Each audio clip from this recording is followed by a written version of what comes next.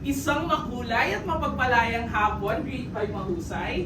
Ngayong araw ay narito na tayo sa ating panghuling discussion para sa health education. Pero bago tayo magsimula, kamusta ba kayo?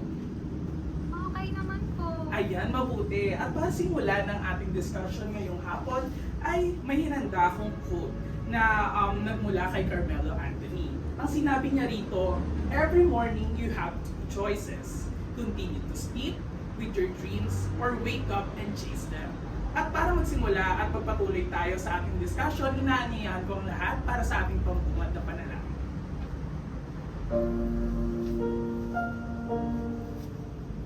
Please bow your heads and let us pray. Dear Jesus, please show me how to spend this day sharing your love in every way. Help me to be kind to everyone, to play and love and have lots of fun, shining your light and giving your grace, sharing your joy with a smile on my face. Angel of God, my guardian dear, to whom God's love commits me here. Ever this day be at my side, to light and guard, to rule and guide. Amen. Ayan, ngayong natapos na tayo sa ating pambungad na panalangin, maaari ko bang malaman, Secretary Yui, kung ilan ang present at absent ngayon sa ating klase? We're all present po, teacher. Ayan, mahusay talaga ang grade 5 mahusay. Kaya naman dadako na tayo sa ating classroom rules. Sa ating classroom rules or class rules ay meron lamang tayong 5. At magmumula ito sa number 1, be respectful. Dahil alam naman natin na kapag tayong mga may respect tayo sa bawat isa ay magiging smooth ang ating discussion. Pangalawa naman, be responsible. Bilang isang estudyante or guro na katulad ko, dapat maging responsible tayo sa lahat ng ating gagawin. Ang ating pangatlo naman ay be careful. Be careful, students and teachers na nandito sa ating silid aralan ngayon dahil bilang kailangan kapag careful tayo sa ating mga ginagawa is magiging smooth din ang ating pagdaloy. Yui, pwedeng pakibasa ng ating pang-apat? Follow directions. Listen carefully when instructions are given and follow them the first time. If you don't understand, it's okay to ask for help. Following directions help us all stay on track and know what to do. Ayan, tama. Katulad ng sinabi mo, nandito lang si teacher para i-guide kayo, students, na kapag may mali kayo or hindi nyo nalalaman is magtanong lang kayo sa akin para makorek natin ang ating mga gagawin ngayong hapon. At ang ating panglima, choose kindness. Yui, pakibasa ulit.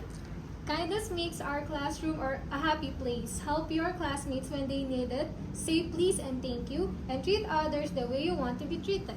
Ayan, katulad na nga ng sinabi sa ating number 5 rule na kailangan maging kind tayo sa bawat isa. At ang susunod naman natin ay ang ating energizer para ganahan tayong makinig. Class, please be seated and sundan ang ating audio-visual presentation. Alright, this was nice and fun. We had fun putting it together. I have Nisha here with me. Let's go. Cash. Go, Steven! Very good, Steven! Hannah! Good. Everyone? Alright, we're gonna keep the hands the same. We're gonna change the feet. Take it out. Very good, Nika! Great job! Good, good. Open. Renzo? Ang hindi gumalaw, walang points kay teacher mamaya, okay? Let's go, Yui! Good. Up. Then down. Up. Up. Now shine. Jasmine, makikita kita, kilos, galaw. And up. We're gonna start from the top. Yui, go lang, galaw lang tayo. Good. Once again, we're gonna change that leg motion. Very good, Hannah. Open. Ayan, napapa-Indiak na ang lahat. Buhay na ba? Nice and strong.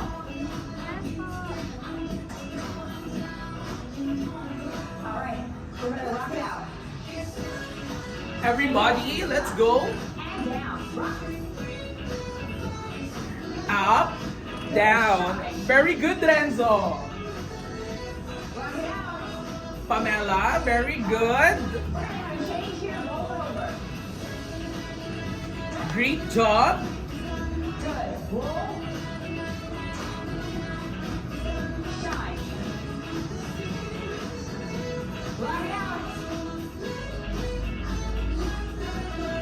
Good. Here we go. Stop it. Onti na lang, matatapos na tayo. Grade 5 mahusay. Tuloy-tuloy lang ang paggalaw sa inyong mga upuan. Great job, Lara! All right, we're gonna let that gentle twist on the top. Good. Nice and easy. Ayan. Mukhang naubos na ang data ni Teacher Hedrick, pero okay lang yan. Now let it shine over and over. 4, 3.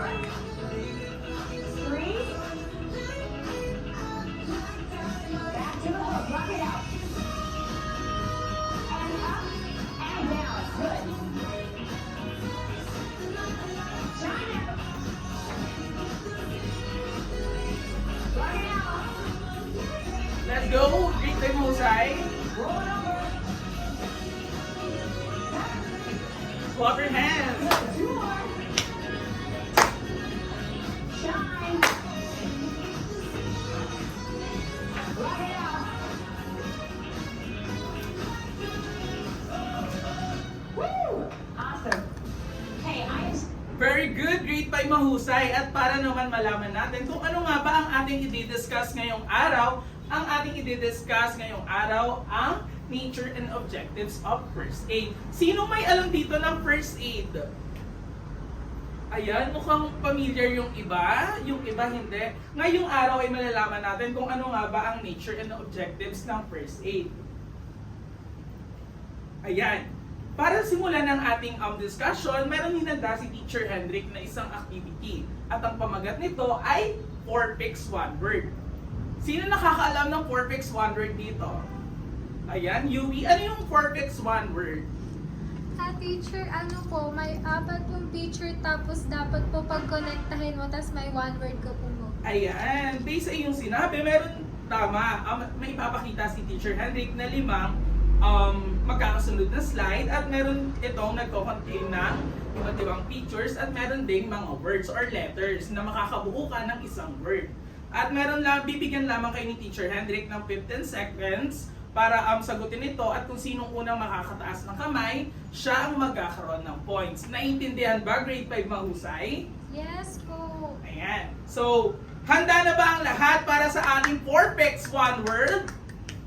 Opo. Ayan. Mukhang handang-handa na para naman sa ating unang item ay antayin lamang maubos ang oras natin bago sumagot at magtaas ng kamay. Ano kaya yan? Meron tayong baby, may cross, may tree, and merong heart. Ayan. 4, 3, 2, 1. Yui, ano ang iyong sagot? Life po. Live ba? Tignan natin kung tama. Very good, Yui. Live ang ating sagot sa ating unang item. Ano naman ang susunod? Ayan, antayin lamang ulit maubos ang ating oras bago magtaas ng kamay. Hulaan ng ating nasa slide, meron stop, meron din warning sign, at meron din domino. 3, 2, 1. Ayan, Hana. Prevent. Prevent. Tingnan nga natin kung prevent ang ating second item. Ayan, very good, Hana. Meron ka na ring 1 point. Para naman sa ating ikatlong item, ano kaya ito? Katulad ng sinabi ko, taas lang ang anong kamay after ng ating time. Ayan, ano kaya yan? Meron tayong promotion, meron tayong money, and meron tayong parang social media dito, and meron din isang tao na may hawak ng speaker. Renzo, Promote. Promote! Tingnan nga natin kung promote. Very good, Renzo. Promote, meron ka na rin 1 point. At para naman sa ating 4 na item, feel ko madali lang to dahil 4 lang yung kanyang letters. Ayan, mukhang nasasaktan yung 3 images. And meron parang masakit sa kanyang tuhod. Ano kaya to? 1, 2, 3, raise hand. Pamela? Pain. Pain! Very good, Pamela. Meron ka na rin 1 point. At para naman sa ating ika-5 item, antayin lamang maubos ang ating oras at bago magtaas ng kamay. Meron siyang box, merong cross, merong ginagamot. Ano kaya yan? Intindihin at para tama ang ating sagot, class.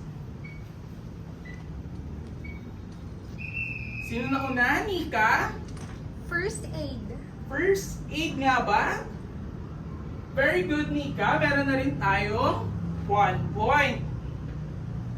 Ayan. Kung makikita nyo, sino nga ba si Juan the first aider? So, eto si Juan the first aider. Mamaya malalaman natin kung ano nga ba ang characteristic or kung ano nga ba ang responsibilities ng isang first aider. Ano ulit ang pangalan niya? One. Juan the First aider. very good. Grade 5 mahusay. At para naman sa ating susunod na activity, sino nakakalam ng safe or unsafe dito? Or bago lang ba to sa inyong kaalaman? Yui?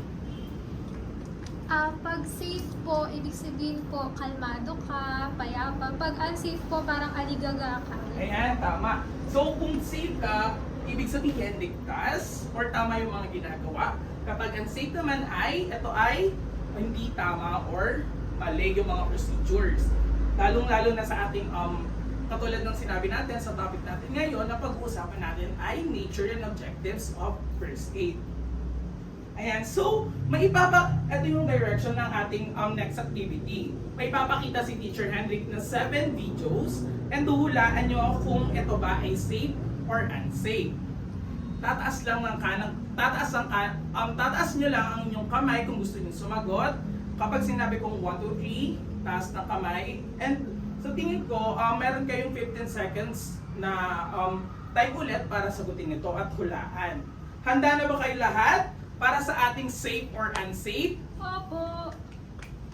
Mukhang hindi handang grade 5 mahusay. Handa na ba? Grade 5 mahusay? Yes po. Ayan, at para sa ating video number 1, panoorin at suriin ang ating video kung ito ba ay safe or unsafe.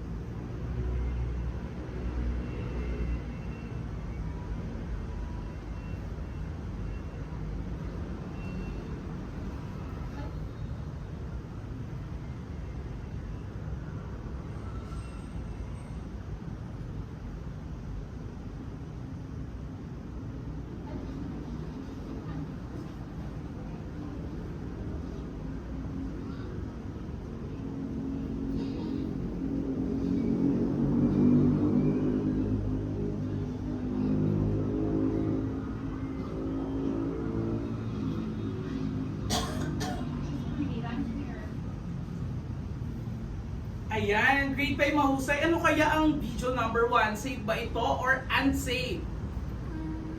Hana? Safe po, teacher. Kasi po sinalo niya po bago po malaglag po. Ayan. Tignan nga natin kung safe or unsafe. Ayan, tama yung sagot, Hana. Safe ang ating pinakita sa ating video dahil sinalo niya ito at hindi niya iniwan. Dahil isa sa responsibilities ng ating first aider ay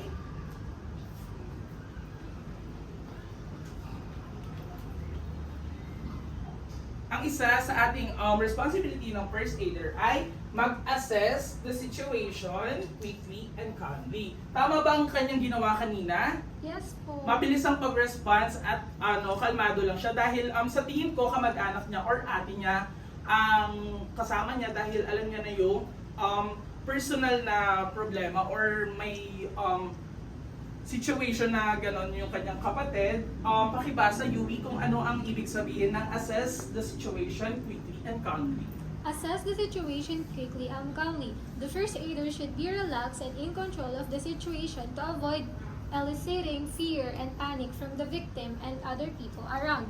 Ayan, kung ikaw ay magiging first aider or tayong mga kabataan, teachers, or ikaw even na bata ka pa lang, kailangan alam mo na yung mga ganitong bagay dahil hindi natin alam na kung malay nyo yung isa nyong kaklasmate ay may ganitong situation, ay alam natin kung ano yung tama at mali natin gagawin. So, handa na ba kayo para sa ating second video? Great time mahusay. Opo.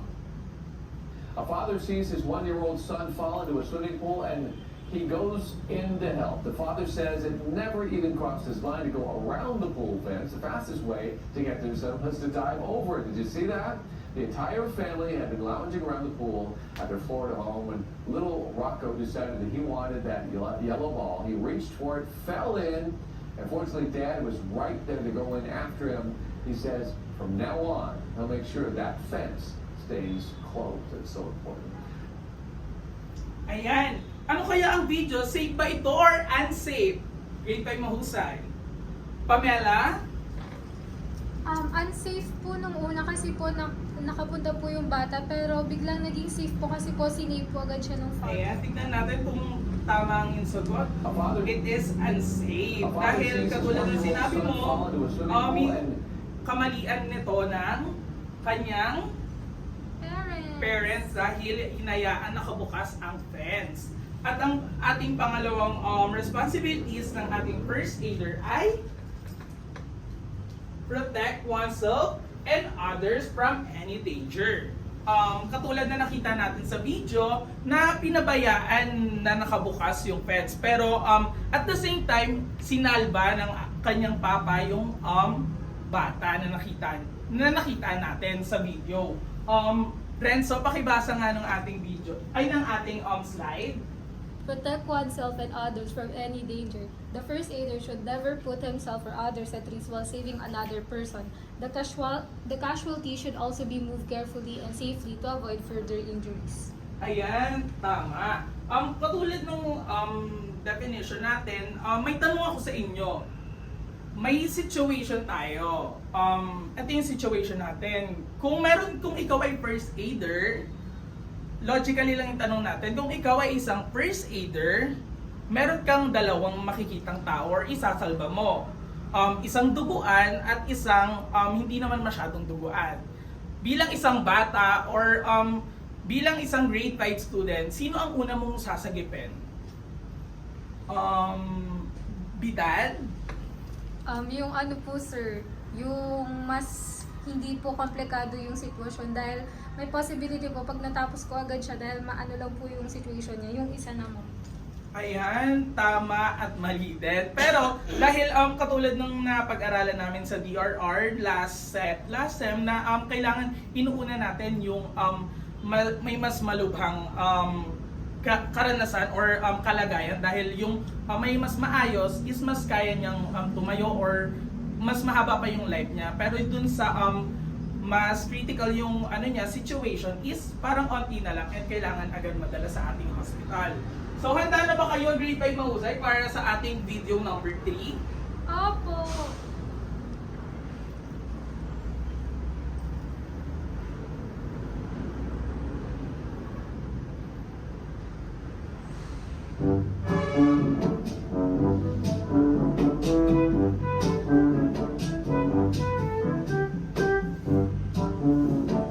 Friends, so huwag tayo maingay sa likod. Makinig lang tayo at manood.